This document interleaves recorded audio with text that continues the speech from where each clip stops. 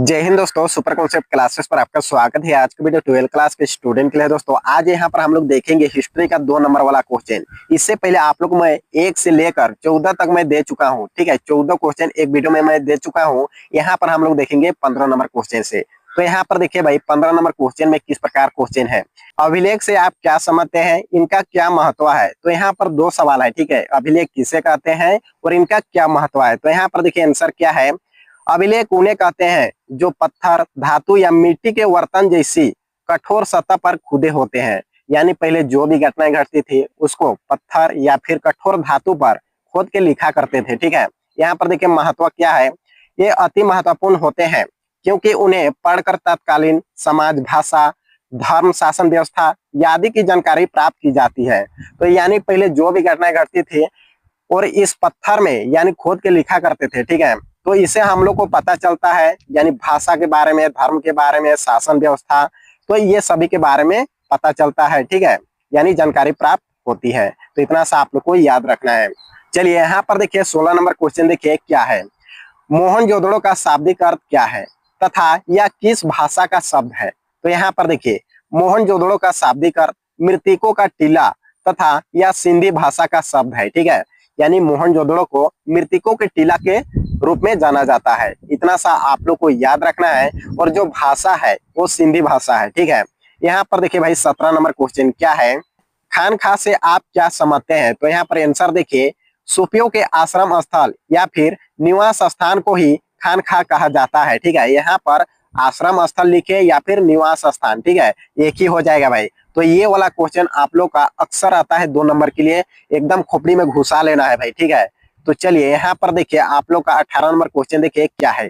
दांडी किस राज्य में स्थित है। तो ये आप लोग का गुजरात में है। यहाँ पर देखिए आप लोग का 19 नंबर क्वेश्चन देखिए भाई क्या है। लोथल किस नदी के किनारे स्थित है। तो भगवा नदी के किनारे। ठीक है, और लोथल कहाँ है भाई, गुजरात में है। ठीक है, याद रखिएगा गुजरात में है लोथल। ठीक है, इसको भी आप लोग को याद रखना है। यहाँ पर देखिए 20वां नंबर क्वेश्चन क्या है। भारतीय संविधान के प्रारूप समिति के अध्यक्ष कौन थे। तो डॉक्टर भीमराव अंबेडकर थे। इतना सा आप लोग को लिख देना है। यहाँ पर देखिए 21 नंबर क्वेश्चन क्या है।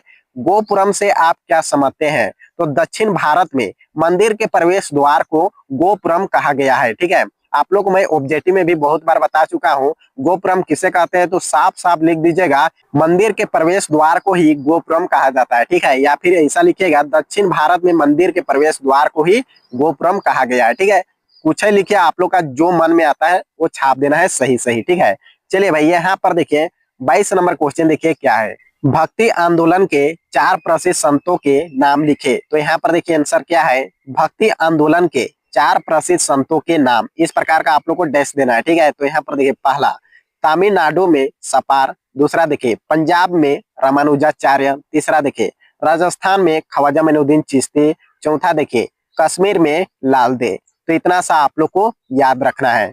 चलिए भाई यहाँ पर देखिए 23 नंबर क्वेश्चन देखिए क्या है। मोरक्को पोलो कौन था या भारत क्यों आया। तो यहाँ पर देखिए आंसर साफ साफ लिख दीजिएगा। मोरक्को पोलो इटली का एक यात्री था या भारत भ्रमण के लिए आया था। उसने चीन का भी यात्रा की। यानी मोरक्को पोलो इटली का एक यात्री था, वो भारत भ्रमण यानी घूमने के लिए आया था, साथ ही वो चीन का भी यात्रा किया है यानी घूमा है। ठीक है, तो इतना सा आप लोग को याद रखना है। यहाँ पर देखिए 24 नंबर क्वेश्चन।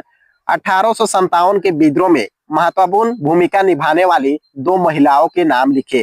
तो यहाँ पर देखिए मैं पुरुष का नाम भी बता दिया हूँ अगले वीडियो में। ठीक है, तो यहाँ पर महिला का नाम लिखना है, 2 महिला का नाम। ठीक है, तो 1857 के विद्रोह में महत्वपूर्ण भूमिका निभाने वाली 2 महिलाओं के नाम। तो इस प्रकार का आप लोग को डैश देना है भाई। ठीक है, चलिए यहाँ पर देखिए पहला है झांसी की रानी लक्ष्मीबाई, दूसरा है लखनऊ की बेगम हजरत महल। ठीक है, 2 को लिख दीजिएगा भाई। चलिए यहाँ पर देखिए 25 नंबर क्वेश्चन देखिए क्या है।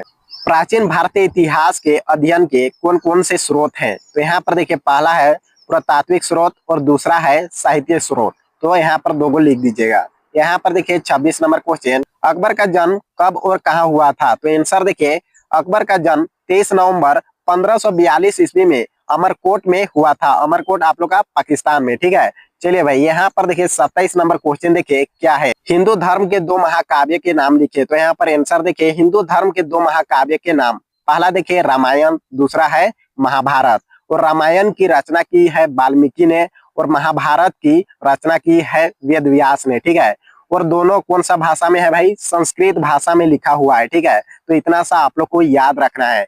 चलिए भाई यहाँ पर देखिए 28 नंबर क्वेश्चन देखिए, ये वीडियो का लास्ट क्वेश्चन है। भारतीय स्वतंत्र आंदोलन में मुख्य भूमिका निभाने वाली 4 महिलाओं के नाम लिखिए। तो यहाँ पर देखिए पहला है सरोजिनी नायडू, दूसरा है बेगम हजरत महल, तीसरा है रानी लक्ष्मीबाई और चौथा है कस्तूरबा गांधी। तो यहाँ पर आप लोग का यानी पुरुष वाला भी लिखने को आ सकता है, ठीक है। तो मैं आप लोग को और नेक्स्ट वीडियो में बता दूंगा, ठीक है। तो ये वीडियो को ज्यादा से ज्यादा अपने दोस्तों के पास जरूर शेयर कर दीजिए ताकि उनके लिए भी हेल्प होगा। तो अगले वीडियो में मिलते हैं। जय हिंद, जय भारत।